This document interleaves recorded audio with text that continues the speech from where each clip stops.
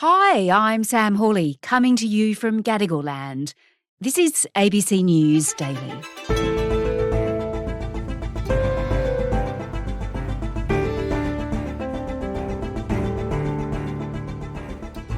Can you imagine if the tax office went into your bank account and retrieved money it says you owe it without your permission?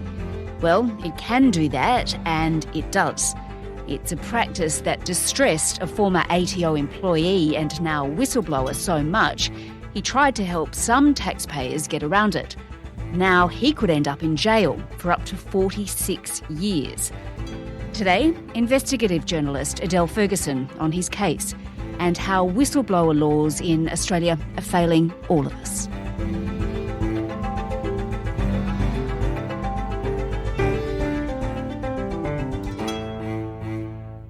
Adele, let's start in April 2018. It's about 8 o'clock in the morning at a house in Adelaide, and officers from the Australian Tax Office and the Australian Federal Police are raiding the home of Richard Boyle. You've spoken with Richard's wife, Louise Beeston. How does she describe that day? She was lying in bed asleep, and then there was this huge knock at the door. A knock at the door. Richard got out of bed. And she's wondering what it is. Her husband, Richard, goes to the door and she thinks it's someone with a package. And then she looks up and sees a policeman Standing in my bedroom doorway. I could see his gun in his holster. I was in shock. And she thinks, what on earth is going on?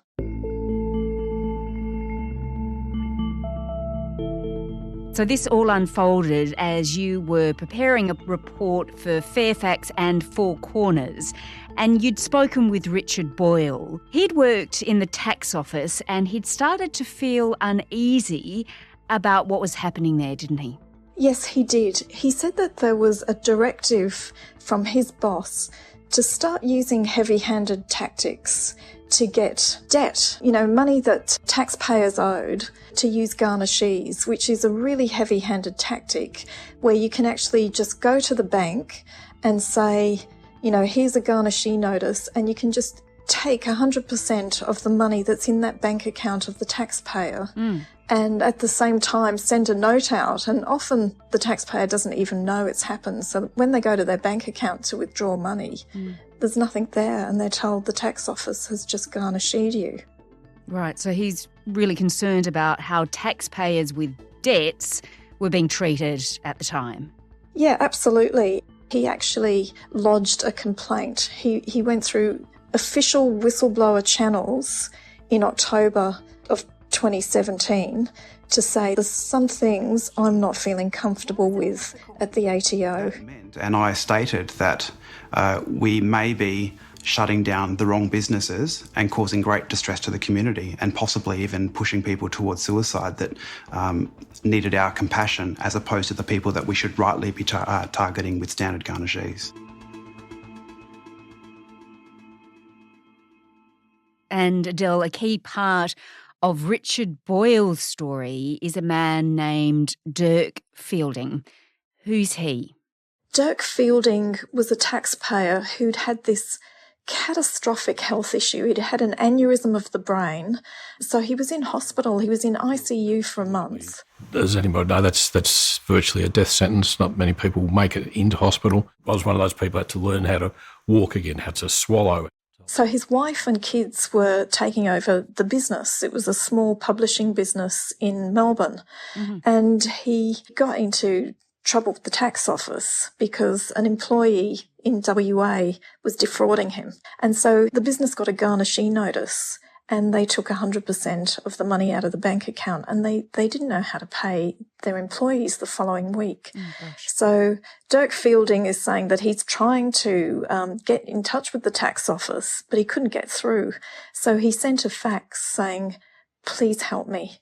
And then he sent a second one begging for help.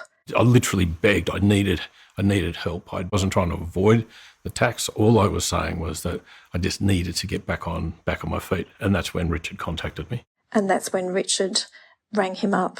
It was a weekend, and he said, I can help you. I can lift this garnishee, and put you on a debt repayment package, which he did. Right, so Richard Boyle's come across the case of Dirk Fielding and he really wants to help him out.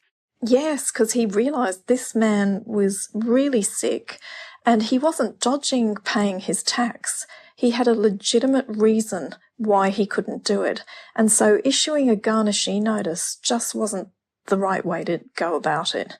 But Adele, inadvertently, Dirk's case has actually landed Richard Boyle in trouble, hence the visit from the AFP and the ATO in April 2018. That's right. So I had been told to talk to Dirk Fielding. So I'd given him a call.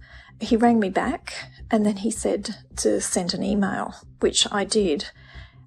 He got worried, thinking, why is Four Corners calling me? So he contacted Richard at the ATO. He rang up to see if Richard would talk to him. I rang the ATO and I asked for Richard Boyle. And of course, Richard wasn't there. He'd been suspended because he was a whistleblower and all sorts of things were going on behind the scenes. And I got asked a few questions. I said, hey, look, Four Corners has been on the phone to me. Things blew up from there. And the tax office went into another mode. Yes. And the next thing we know, Richard Boyle's house is raided because they're wondering, how did a journalist at Four Corners get Dirk Fielding's mobile number? I've got to wear some of the responsibility, Adele. You're carrying a lot of guilt. Absolutely.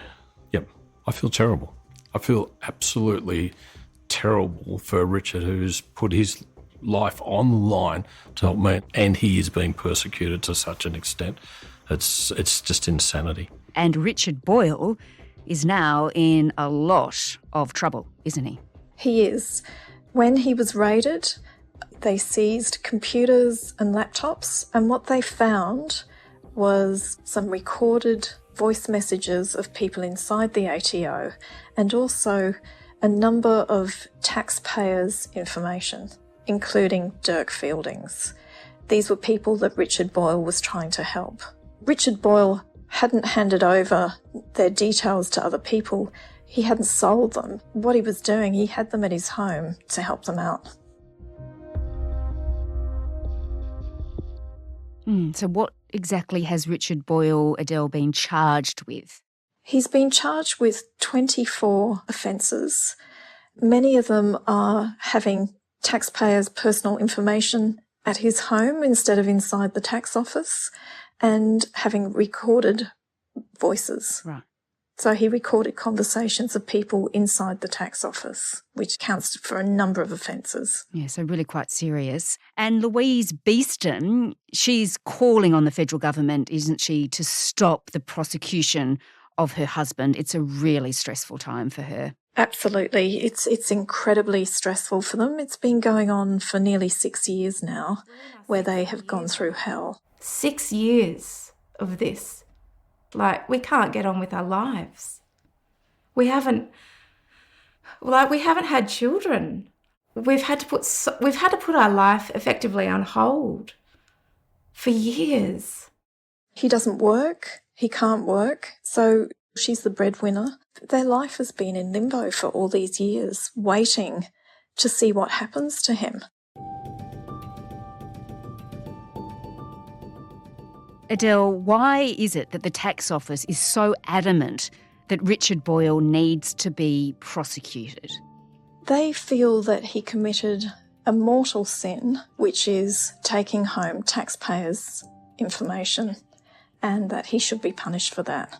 What his lawyers would argue is he was acting as a whistleblower, and as a whistleblower you need to gather evidence to prove what you're saying is correct. So there's a stalemate and the laws are weak. So at the moment, Richard is just waiting. He's waiting for a judgment on an appeal that they launched earlier this year. And Adele, it's a significant case, isn't it? Human rights lawyers, they're watching it closely because they think this could have big ramifications for whistleblowers in this country. Yes, absolutely. It's a test case for whistleblowers, and he lost the first case, so now they're appealing it. and they'll probably have to go to the High Court if they lose the appeal. They're just waiting on a decision on that. But it's not looking good. No. Because the laws need to be updated. Yeah, I was going to say, what about these laws? What do people need to know about the potential consequences of becoming a whistleblower here, or how the laws work if they'll actually be protected? Well, in a worst case scenario, you can be facing prison, if you're found guilty. You talk to other whistleblowers like Jeff Morris, who was the Commonwealth Bank whistleblower. In 2008, a CBA whistleblower, Jeff Morris, warned ASIC a rogue financial planner was engaged in fraudulent mismanagement of up to $300 million in client funds. And he talks about, how people love whistleblowers, but they don't employ them. Right.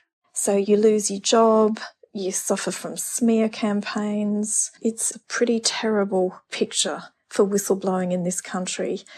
In the United States, they have a whistleblower celebration day. It's quite different. We need to step up and protect whistleblowers and properly celebrate them, because they are our heroes. And if you look at many of the inquiries, royal commissions, changes in legislation that happen, often at the core of it is a whistleblower who's come forward and exposed wrongdoing. Yeah, and what does it mean for all of us, Adele, citizens, when it's so hard for people on the inside to speak out about something that's troubling them, something that might be going wrong? That's not good for any of us, I suppose. It's not good for society. It's not good for democracy. And, as Jeff Morris, the whistleblower, said, for every 100 whistleblowers that come to him, only one of them goes ahead with it because they're too scared. They're worried about the financial implications for their family, the mental toll for them and their family. And they say that it's just not worth it. The ultimate irony is that now millions of taxpayer dollars are being squandered in this awful pursuit of him through the court system, seeking to impose a criminal penalty on a man who exposed wrongdoing within one of our Commonwealth Government institutions and has changed things for the better. It's a terrible thing that's being done to him. It's a shameful thing that's being done to him. And I think most Australians would agree that this is just not right. So you can imagine if we had different laws, society might be a lot better. Yeah, all right. And Richard Boyle, does he regret it now at all, Adele, becoming a whistleblower? He doesn't. He says he couldn't live with himself. He had to do it. He couldn't stand back and watch people who he thought were getting monstered by some heavy-handed deck tactics, that he had to stand up and speak up and say, this is wrong, this needs to change. Adele Ferguson is an investigative journalist with the ABC.